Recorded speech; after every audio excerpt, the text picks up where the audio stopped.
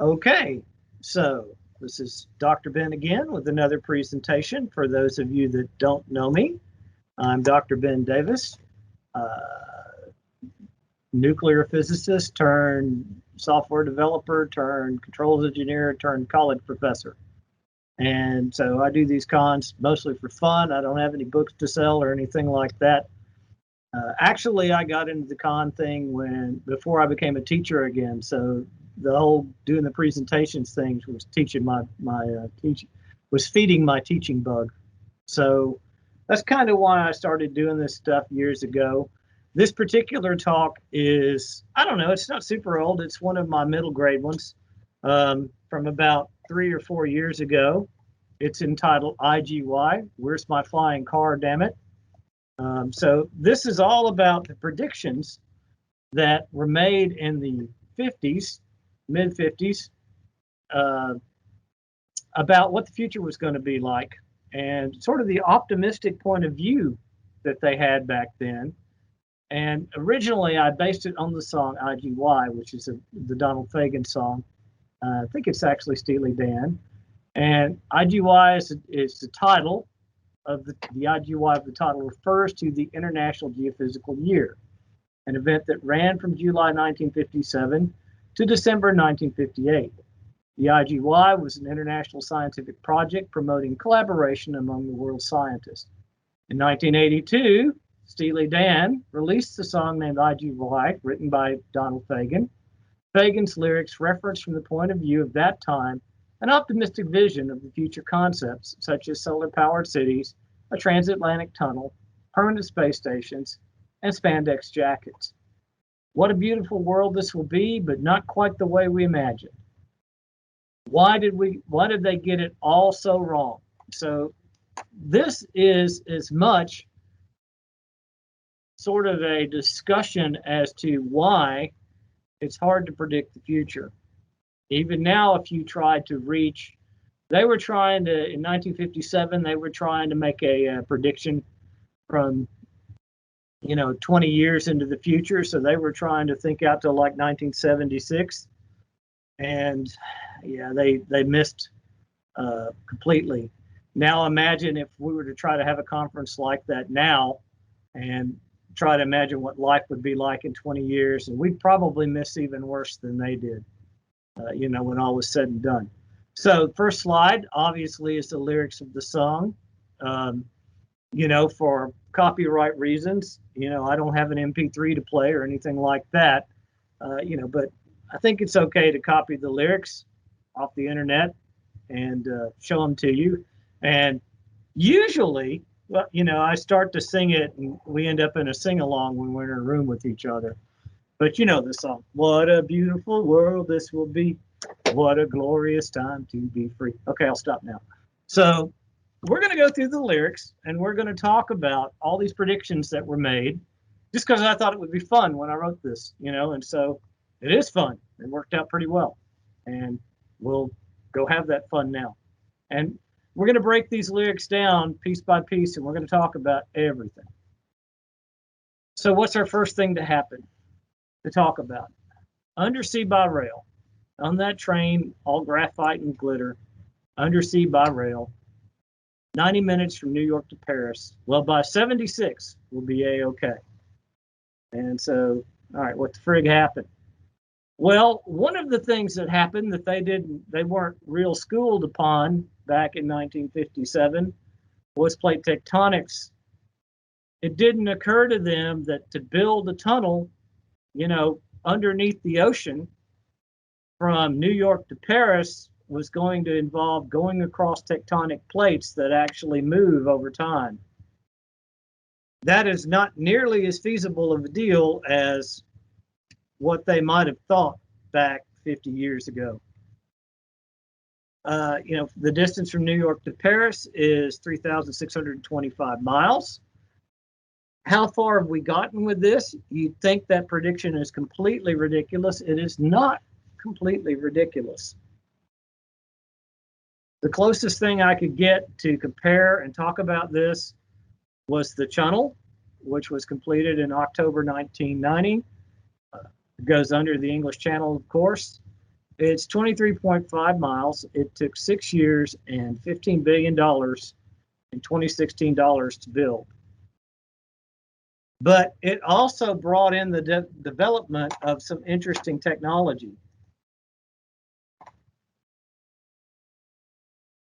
You have these boring machines. They look like big worms, and they've got drill bits basically built into the front of them, and they turn around and they spray water to sort of wash the dust out, keep the bits clean, and all the big chunks of rock go through the little holes and end up on a conveyor belt behind this big worm, this big boring machine. And I don't know, it cuts at a pretty impressive rate now. And most people don't understand just how ubiquitous these things are. They're kind of all over the place. And, you don't see them every day, of course, but they were used in the Boston Big Dig. I think as far as I know, their biggest win is something called the Gothard Base Tunnel that they were working on back when I originally wrote this talk.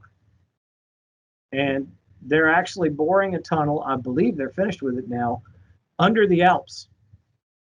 And I forget the numbers, but I think it was about 35 or 45 miles. And they went from Switzerland to Italy, directly underneath the Alps. So you don't have to go up the mountain and back down the mountain again to get through there. These tunnels can have railroad cars in them, or they can have road beds for cars, regular cars to travel through. And like I said, Boston Big Dig is another example. And what else was I going to say? I had thought in my head, went right out. That's what happens when you start recording talks at 9:30 at night. Oh yeah, they actually have several boring tunnels, as I understand it, in Seattle right now because the city is so congested with traffic. And so they're building an entire network of these tunnels to hopefully make a subway system and underground roads in the very near future. So, okay, you can't exactly plow 3,600 miles with these things, but if you really wanted to, you could. And for example, the plate tectonic problem could be solved because the big tectonic plate in the Atlantic Ocean, if you can see my mouse pointer, runs right through Iceland. So if you really wanted to do this, you could build a system that ran from New York to Iceland, have a station where everybody was dropped off, switch trains, walked on the other side of the tectonic plate, and if it moved a few feet or a few inches a year, whatever, you just you walk over to the other station, take your luggage with you, and get in the next train and do the next leg of the trip. We worked it out. I worked out the math before. We decided that it's about, let's say, $1 billion a mile now. So this could end up costing as much as $3.6 trillion, which sounds like a lot of money. And it is a lot of money, but, by way of comparison, it's 3 aircraft carriers. So if two countries like the United States and France really wanted to do it and really saw the value in it, they could. But in economic terms, it's not very feasible. It's just easier to get on a freaking plane and call it a day. You can actually do maybe not New York to Paris in 90 minutes, but the Concorde could do New York to Paris in 3 hours. So that's pretty close. And I guess a regular jet trip takes about 8, maybe 10 hours from New York to Paris. So again, the real question becomes economics. We'll talk about the Concorde later, so I'll save the punchline for that until we get a little further down the road on the talk. But it's all a question of money. You got enough money, you can do it. Will it ever really happen? No. This is just one of those things that might be technically feasible, but I don't think anybody's ever really going to do it. It's just not, it just won't add that much value for anyone involved. And there's other reasons. Travel is not as big of a deal as it once was, thanks to the internet. And we'll talk more about that later as well. Get your ticket to that wheel in space while there's time. The fix is in. You'll be a witness to that game of chance in the sky. So this is the Arthur C. Clarke version of a space station, where you've got the spinning wheel type structure as shown in the upper right there. I'm having a sip of tea, so give me a minute. That's to make artificial gravity. So the centrifugal force sort of throws you to the outside of this thing and you feel like you're standing on something that's got gravity in it. Why didn't it happen? Well, Elon Musk, for example, says SpaceX's latest rocket in development, the Falcon Heavy, which they are now well in development with, they've actually made a few of them, will be able to do it for as little as $1,000 a pound. Historically, that's pretty low. Using the space shuttle to get a pound of something to the space station, for example, cost around $10,000. So again, economics rears its ugly head. Currently, even with SpaceX and their contributions, it still functionally costs about $10,000 a pound to put anything into low Earth orbit. If you're involved in SpaceX, you might get that cost down to $5,000 or $6,000 a pound. They can certainly do it cheaper than the government, but that's a lot of money when you think about it. But even at $1,000 a pound, it's probably not cheap enough to make spaceflight an ordinary event for most of us. Sending a person into orbit would still run more than $100,000. That's assuming you only weigh 100 pounds, right? If you're like most of us, you weigh probably a bit more than that. How far have we gotten? The ISS is arguably the most expensive single item ever constructed. In 2010, the cost was expected to be $150 billion. This includes NASA's budget of $58.7 billion, inflation adjusted, or the station from 1985 to 2015.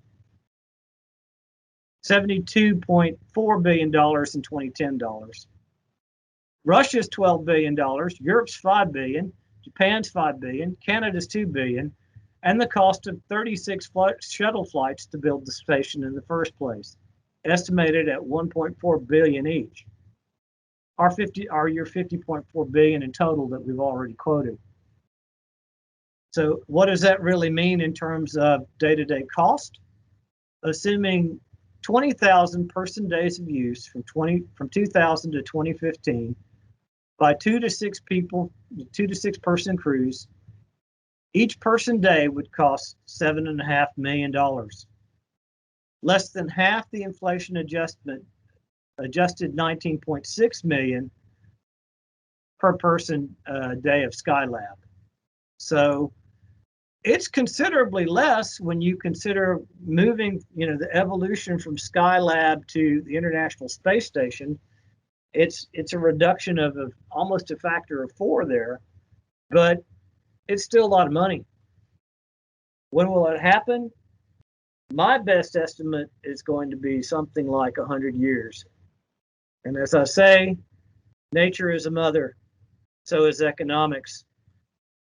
You won't be going unless you really need to go, unless you've got some scientific reason to go, or you're backed by a government, or you're super, super wealthy, like Jeff Bezos, for example. It's great that you've got these billionaires like Elon Musk and Jeff Bezos trying to get into space. I think it's wonderful that they're there to push the technology forward, but there's a reason that it's been this long and nobody's privatized the exploration of space. And it's dangerous, so there's the legal issues, but there's also just the downright cost of it. Even if you've got somebody that says, I'll sign whatever waiver and take whatever risk, and I won't hold anybody accountable if I die, it's still a hell of a lot of money. So you better have some damn good reason for going. Nice vision. It's a shame it didn't happen. Maybe in 100 years. So, powered by the sun. Here at home, we'll play in the city, powered by the sun. So solar power is sort of there. A lot of people get excited about it. But let's move on through the slide here. So why didn't it happen? It's a far bigger challenge than most people seem to realize, even scientists. There are solar plants in operation, but actual power costs average around 35 cents a kilowatt hour. Coal, gas, nuclear, and hydrodynamic can all compete in the range of 8 to 12 cents a kilowatt hour. So who's ready to pay 4 times more for their electricity? Because if we were to actually run on solar power, that's what it would cost you. So this graph over here shows something called the levelized cost of energy.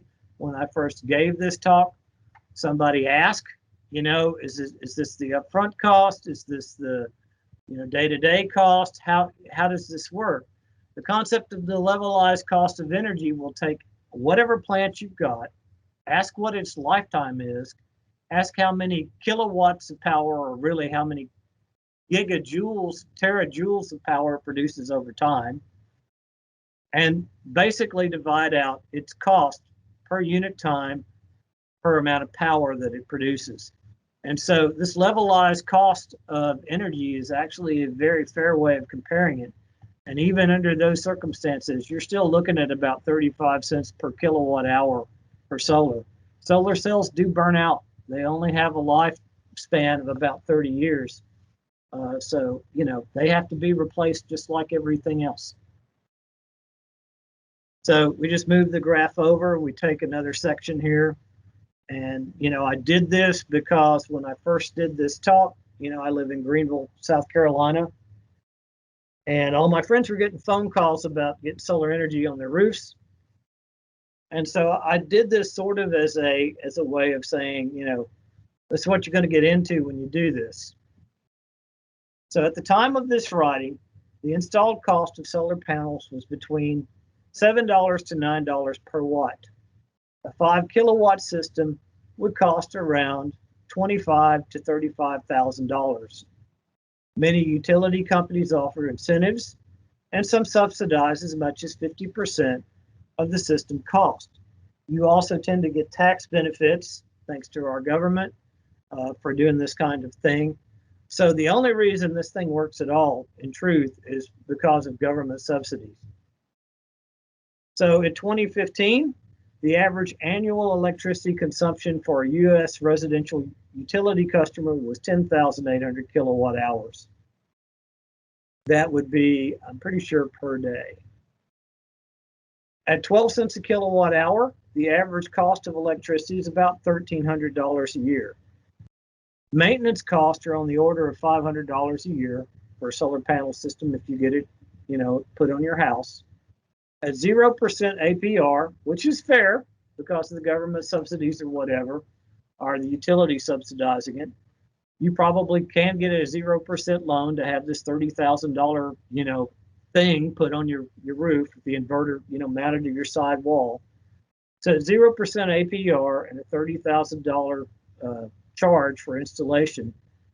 It'll take you about 37.5 years to break even, with the maintenance cost of about $500 per year and the fact that they have to do annual inspections on this thing. So it'll actually take you about 37.5 years to break even on just buying power from the grid. Now, there's another talk that I'm very much aware of because I recorded it about, solar power and home generators. And they tell you fast, if you've listened to that talk, particularly at the end, that nothing beats nuclear power off the grid. So it's great to have those discussions and to do those things, but they're more for if you're in some remote area and you don't have access to the grid. So yeah, take you 37.5 years to break even, at which time you'll probably need a new system. The truth be told, you'll probably need a new system before you can even break even. So yeah, when will it happen? A reasonable answer might be another 10 years or so. So if you think you've missed out on the solar future, no, it's still not really ready for prime time.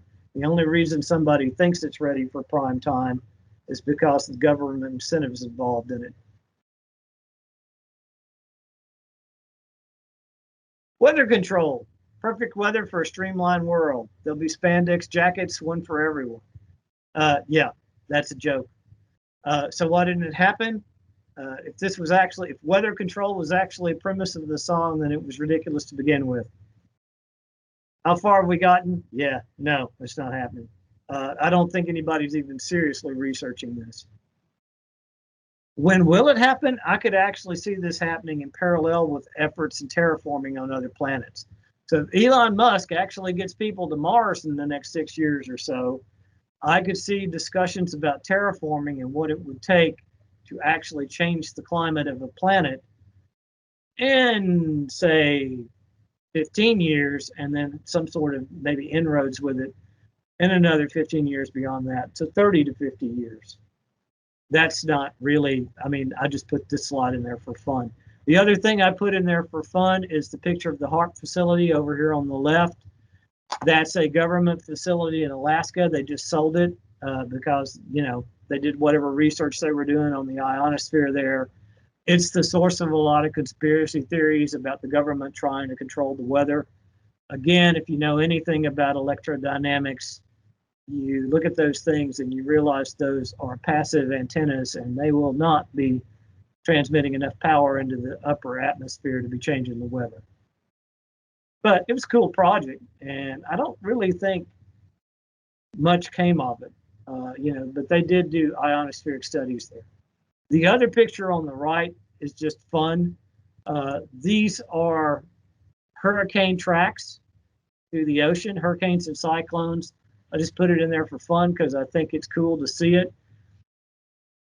The power of a hurricane, you know, as much as people talk about saying ridiculous things like blowing them out with a nuclear bomb or whatever, the power of a hurricane is orders of magnitude greater than any nuclear bomb we've ever made.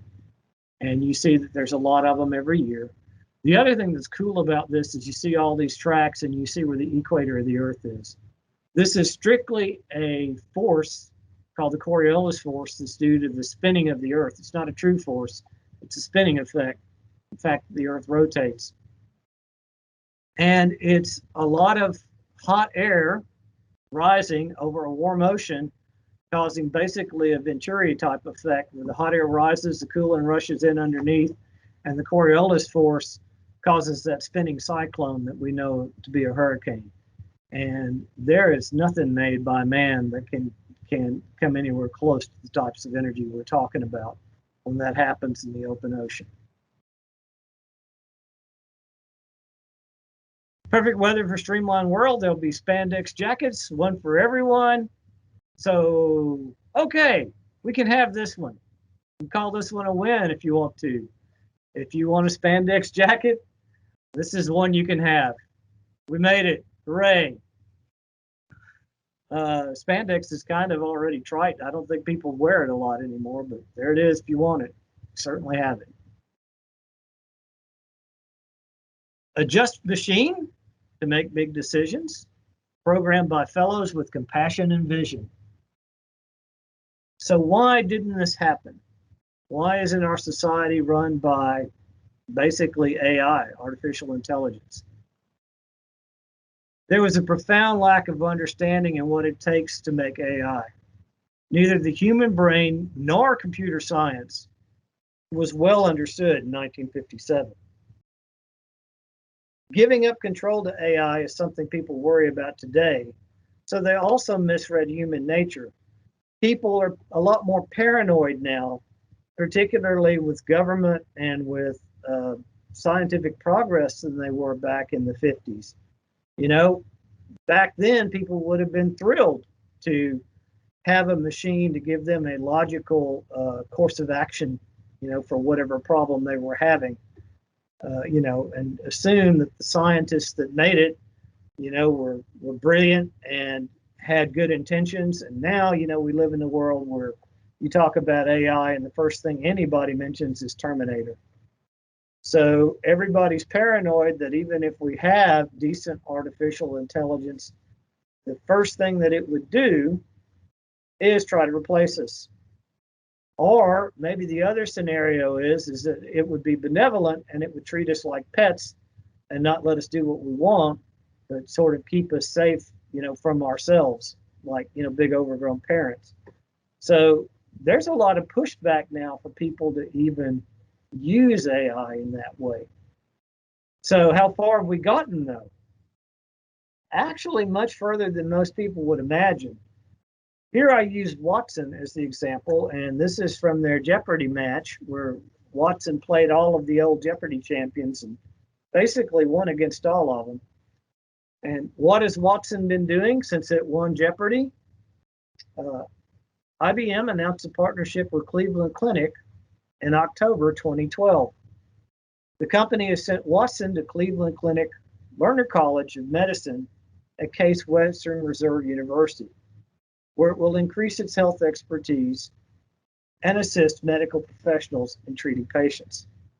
The medical facility will utilize Watson's ability to store and process large quantities of information to help speed up and increase the accuracy of the treatment process. Cleveland Clinic's collaboration with IBM is exciting because it offers us the opportunity to teach Watson to think in ways that have the potential to make it a powerful tool in medicine, said C. Martin Harris, MD, Chief Information Officer at Cleveland Clinic. On February 8, 2013, IBM announced that oncologists at the Maine Center for Cancer Medicine and WestMed Medical Group in New York have started to test the Watson supercomputer system in an effort to recommend treatment for lung cancer. So what happened to Watson after it won Jeopardy? They sent it to medical school. And in sending it to medical school, they then installed it at a hospital in Cleveland, where it sits and reads every medical journal that gets published. There was a 60 Minutes piece done on this back in, I think it was 2016 or so. If you haven't seen it, it's worth looking up, because this particular article is saying this is what we're going to do, and in truth, this has already been done. So Watson sits there and does what even the most brilliant doctor can't do. It reads every medical paper that comes out, and then it looks at MRIs of real patients and makes real recommendations for and diagnoses and recommendations for treatment. And it's actually, the doctors love it. They actually swear by it. It's better at coming up with treatment options and treatment recommendations than any human doctor is. So this thing is going around treating people for cancer, or at least telling us how to treat people for cancer. The 60 Minutes piece is a little heartbreaking because when I first gave this talk, somebody asked, does it factor in financial costs and insurance and things like that? And I'm pretty sure that it absolutely does not. It just recommends the treatment that it would think be best for whatever type of cancer the person had and how far it had advanced. And even when they did the 60 Minutes segment, they did one person in particular that was recommended a certain treatment, and she basically died before the insurance company would approve the cost to do it. And so everybody was pissed off about that. But this is already there. You've got a machine that basically decides what your cancer treatment is, depending on where you're going to the hospital. I personally think that's pretty damn cool. Of course, that's not the only place Watson shows up. You've got Watson in the cloud, so that it actually does business type things, recommendations, consulting, that kind of thing. And IBM, I'm sure makes good money on it. So when will it happen? Perhaps never, in one sense of the song. We'll never let computers fully run our lives. But in another sense of the song, it's already happened. It's already making AI is already making sophisticated decisions about the course of our lives, even though they're not making the big political decisions and the ones you might see on the nightly news.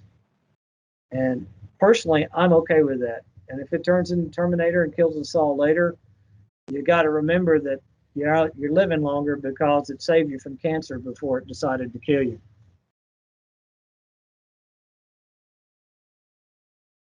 will be clean when their work is done. Will be eternally free and eternally young. But why didn't it happen? Now, this is a whole nother conversation. This is a philosophical discussion that I always seem to get into whenever we talk about the singularity or any of these other things. We're not made to live forever. And it's pretty childish of us to even want that. That wouldn't be an evolutionary advantage to our species. The way life works is that you come and you adjust to your environment at that time, and you live your time and you have children, and then you die and you make room for somebody else. And they may have a different environment as the world changes over time. They have to adjust to, and the ones that can thrive in that environment are the ones that survive and continue the species, and the ones that can't thrive in that environment probably don't reproduce or don't reproduce as many kids. And it's how our species evolves and adjusts. So if you were to actually make a world where everybody lived forever, then you would by necessity either have to start shipping them off to other planets or stop having children, because eventually the world will become overpopulated. We're not quite ready for that yet. In a sense, it would be kind of cool to have 200-year-old people to go and talk to and get advice from, but that's not really what we're made to do. It's not what any living thing is made to do, whether it's self-aware or not. How far have we gotten? It's taken us 50 years to gain 9 years of life expectancy. That in and of itself is actually pretty good when you think about it. If you live a year, statistically, you're probably going to have a life expectancy of about 1.2 years. That is of an additional 1.2 years. That is not a prescription for eternal life, of course, but you're not going to be immortal doing that.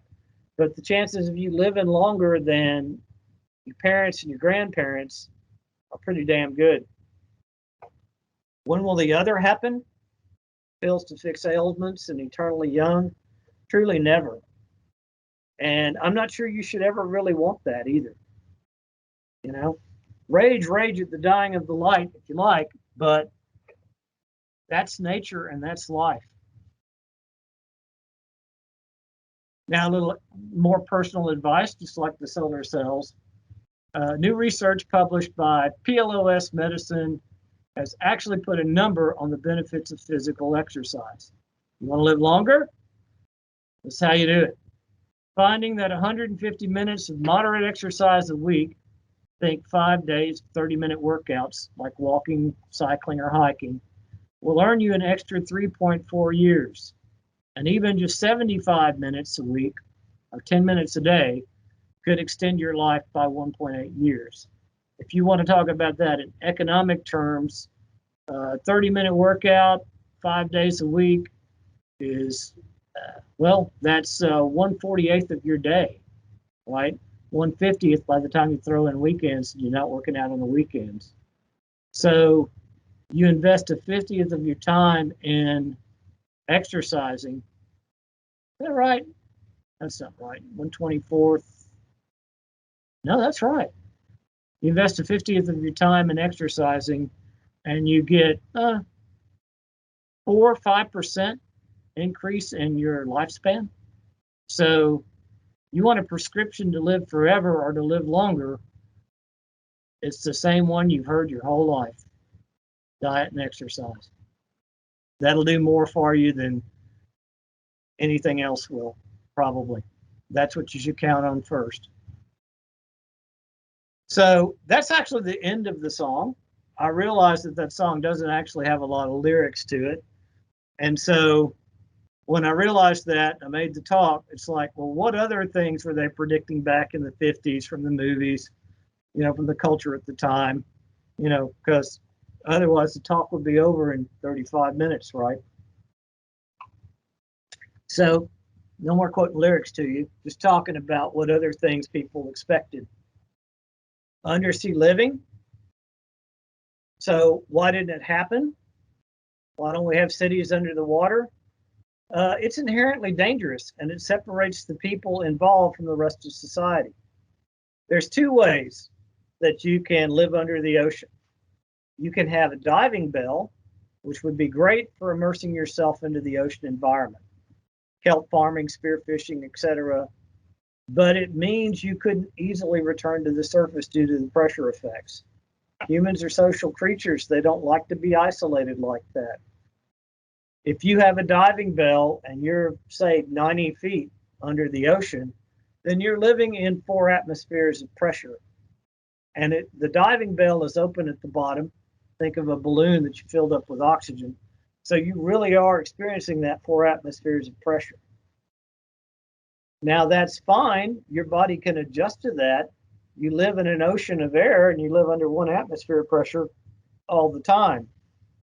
As far as living under the ocean goes, fish live in that environment their whole lives and they don't know the difference. The problem comes when you try to go to the surface, when you hear that grandma's sick and you want to go back, to the land to see her, before she dies on you. You're going to have to probably spend a solid week decompressing so that you can walk around in 1 atmosphere of pressure again. You have lots of extra nitrogen and other things built up in your bloodstream. And if you try to immediately go to the surface, you're going to pop like a soda can being opened. And you're not going to have a good day when that happens. So what's your other option? Your other option is a sealed vessel, like a submarine. A sealed vessel makes returning to the surface easy because it maintains that 1 atmosphere of pressure around you, but it isolates you from the environment. What would be the point? Any leak could be a potential disaster. Any breach of the hull could be a potential disaster. And you'd effectively be on a submarine that didn't go anywhere if it was a city. And you couldn't go out and go kelp farming or spearfishing because the ocean would still be under pressure compared to what you were used to living in. So that isolates you from the environment that you're trying to get into. So unless you're trying to fire nuclear missiles at your enemy or threaten to do that, there's not a whole lot of reason for just living at the bottom of the ocean in a submarine. How far have we gotten? Basically nowhere, but it's technically feasible. There are some really cool hotels out there now. Some of them have just recently come online. Some of these are brand new. They, of course, are luxury hotels. The Poseidon Resort in Fiji, you've got a bedroom that's underwater. You've got this big aquarium type view from your room. And then you've got this Hydropolis Atlantis in Dubai. Super nice hotel, probably cost you $500 a night to stay there. And it's probably only under 20 or 30 feet of water. So it's not like you're really in the deep ocean. So if you're really into the ocean and fishes, that's great, but you're going to pay for the experience. There is one other that I thought was interesting when I researched it. It's the Jules Undersea Lodge in Key Largo, Florida. It is actually an old experimental Navy project where they were trying to see if people could live in underwater conditions for extended periods of time. And then when they finished the project, some privateer came and bought the modules from them and made a hotel out of it. And so in this picture, there's a guy delivering a pizza underwater to your room underwater in this hotel. It's cool, it's kitschy. It definitely has a 60s, 70s feel to it if you go there. And your big bragging right is that you had a pizza delivered to you underwater. Probably spending $250 a night for the privilege, and you still have to pay for the pizza if you order it and they bring it to you. But having pizza brought to you in a dry box would be an interesting story you could tell, I guess, for a little while.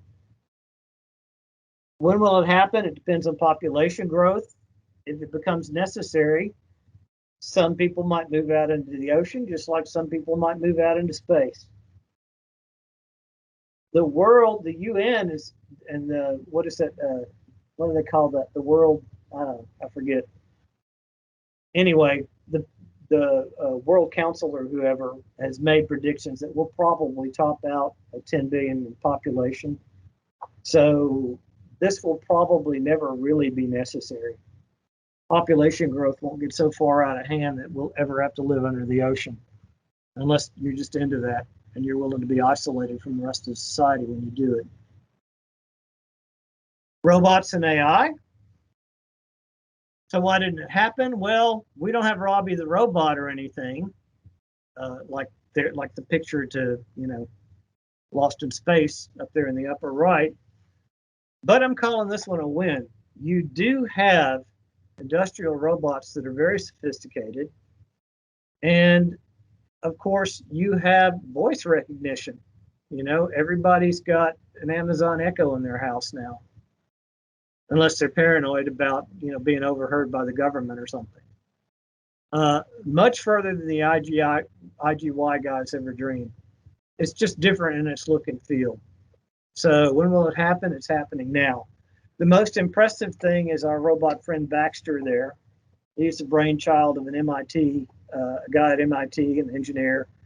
And it's really 2 articulated robot arms with a central processing unit. And the thing that's most clever about it, there's actually a few things that are clever about it.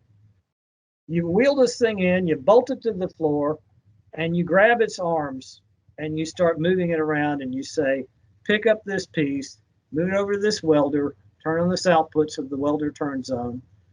Once you've welded it for, say, 20 seconds, then move it over to this position, turn it over, put it on this grinder, do this thing, then set it down. And it learns that repetitive motion from whoever's teaching it.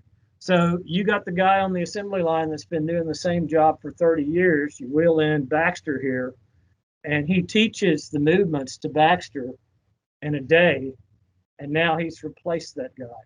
But it goes a step further. We all know about robots replacing assembly line workers.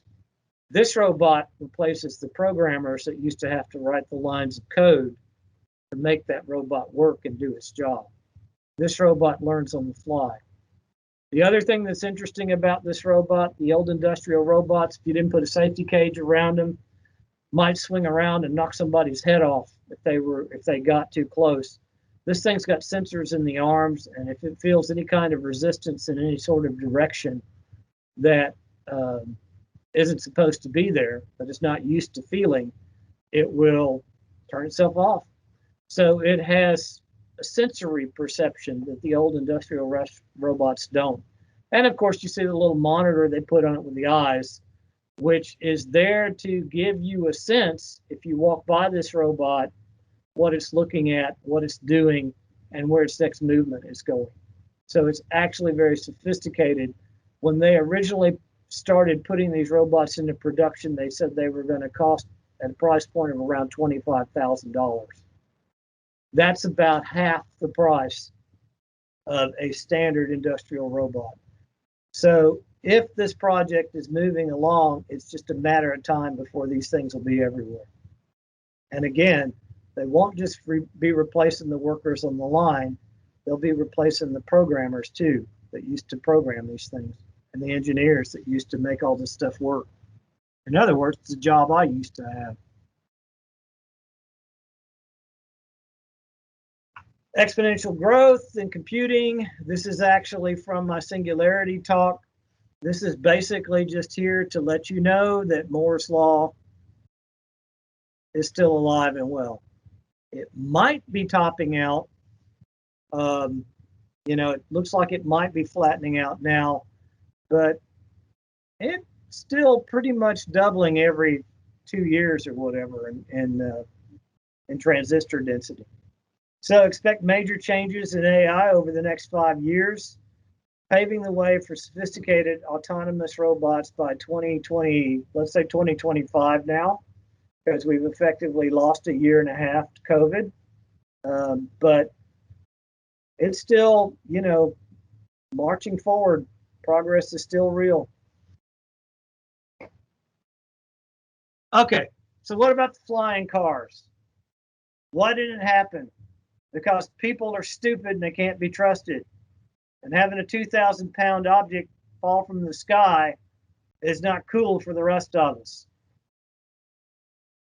There's a picture. I always kind of laugh at that picture. I guess that's my Mean Streak coming out. Kid about to get run over because the guy's texting on his phone in his car. If you can't trust that Chuzzlewit to drive a car, you sure can't trust him to drive something flying through the air at 10,000 feet and 300 miles an hour. But how far have we gotten? Prototypes exist, but production models will be expensive.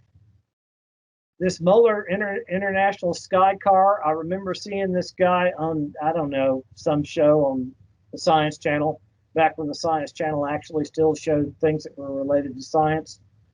He's been working on that particular Sky Car for about 30 years. And it's probably pretty impressive with its specs and what it can do.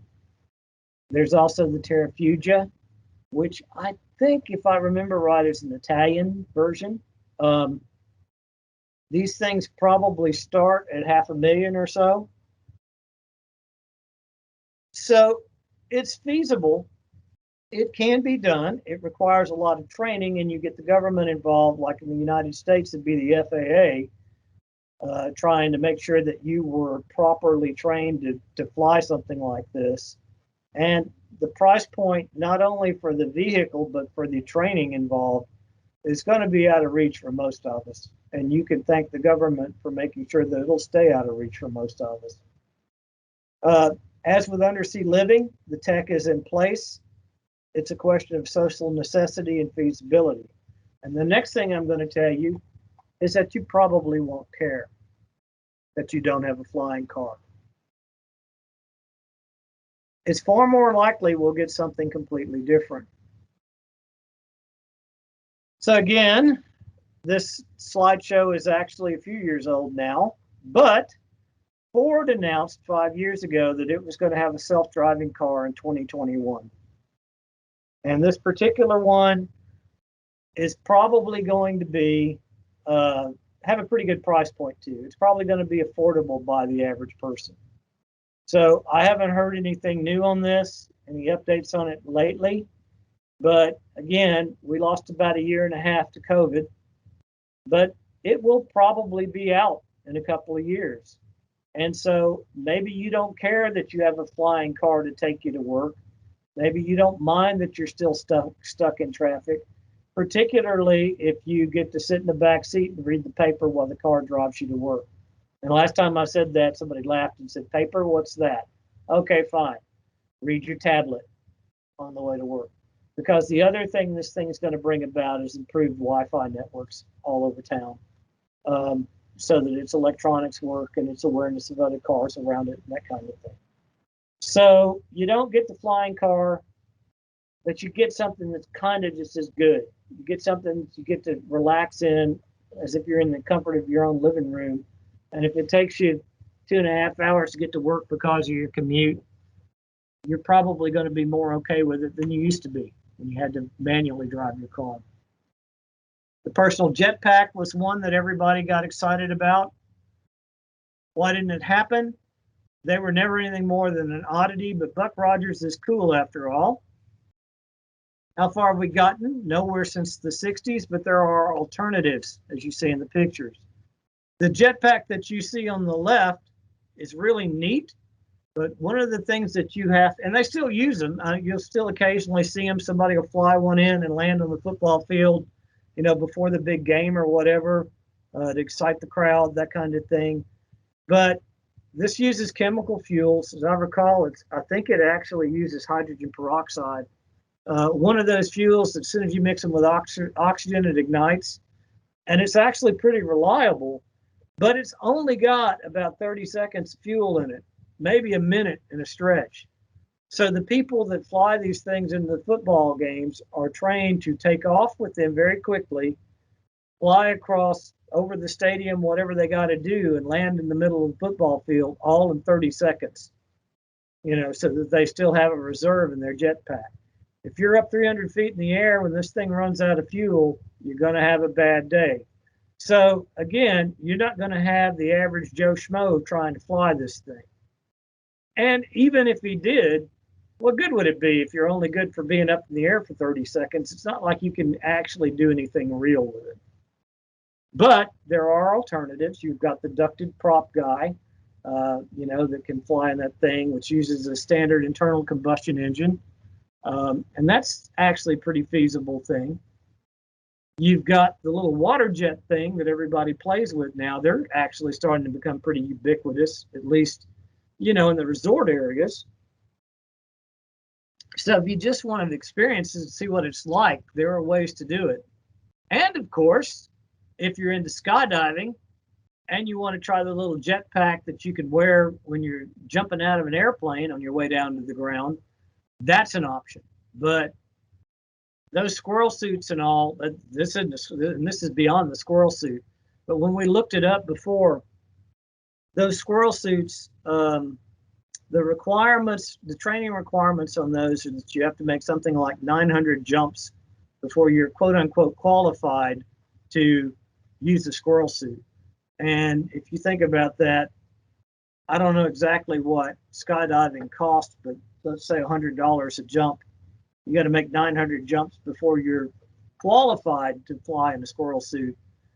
And then, of course, you've got to buy the squirrel suit, which costs several $1,000s. So again, and it's just fun, right? It doesn't actually do anything from a productive point of view, from commuting to work or anything like that. So if you're really into that kind of thing and you got lots of money, you can do it, but it ain't cheap. If I did the math in my head right, it cost you about $100,000 of training to be able to do something like that. Suborbital passenger jets. Finally, we made it to the Concorde. Why didn't it happen? Economics, as usual. The Concorde was arguably a first step in that direction, and we see what happened there. I flew the last Concorde, I don't know, about 10 years back. Concorde flying transatlantic at Mach 2, burned about the same amount of fuel as a Boeing 747 or similar vintage at Mach 8.85, but carried less than a quarter of as many passengers. So taking all the other cost out, just the fuel cost alone, you could expect the Concorde to cost 4 times as much for your ticket than in a standard jet airliner. So, it just wasn't cost feasible. It was great to fly through the sky at Mach 2, but it was a lot of money. And most people just said, you know what? I don't need to get to Paris in 2 hours or 3 hours. I'll get to Paris in 8 hours and save, 3/4 of my money so that when I get to Paris, I got money to spend. If money is no object to you, then this is the other thing that happened. The corporate jet. The corporate jet can fly somewhere close to Mach 1. You don't have to wait in line. And if you got that kind of money, it's just comfortable and easy. And yeah, it might still take you 6 hours to get to Paris, but you don't care because you're hanging out in the corporate jet in really comfortable seats. The other thing is how far have we gotten? Basically nowhere, but it's technically feasible. You can have atmosphere skimming jets that go hyper Mach speeds and that kind of thing. It's just damned expensive. Just the fuel cost alone makes them damned expensive. And now you live in a world of the internet, and you can do what we're doing right now. If you want to talk to somebody and have a conversation with somebody, you can do it online, and you don't ever have to get out of your pajamas. The other picture there is the old Valkyrie bomber. That was a Mach 3, Mach 4 bomber. So it carried a heavy payload and it could go damn fast. So there's no technical impediment here, just cost.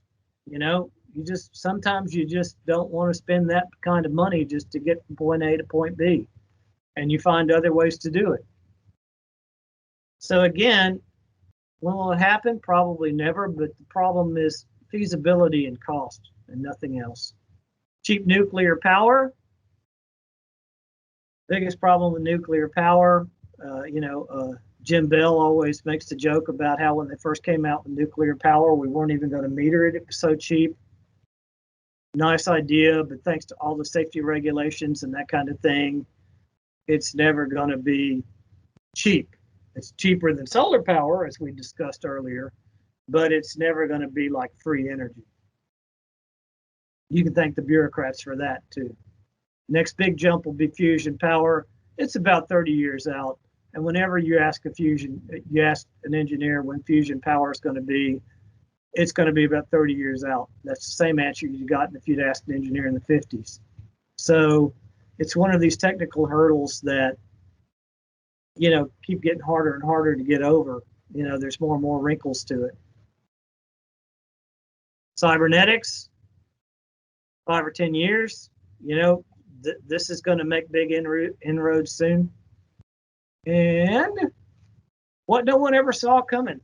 So these are the things that happened that our friends in 1957 didn't even begin to envision.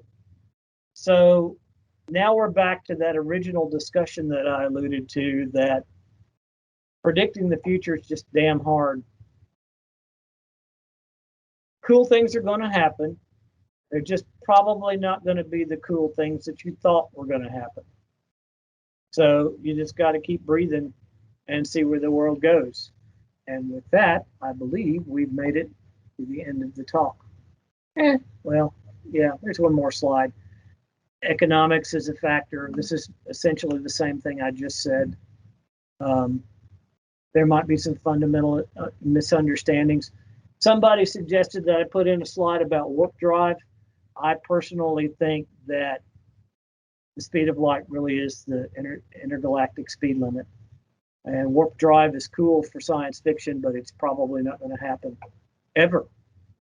So that's a fundamental misunderstanding as to what you can do. But the future will still be cool. Just not maybe the kind of cool you were thinking. And that's it. We're well into our 50-something minutes. So I'll stop there and let you go so that you can get ready for whatever next talk you're going to. Thank you.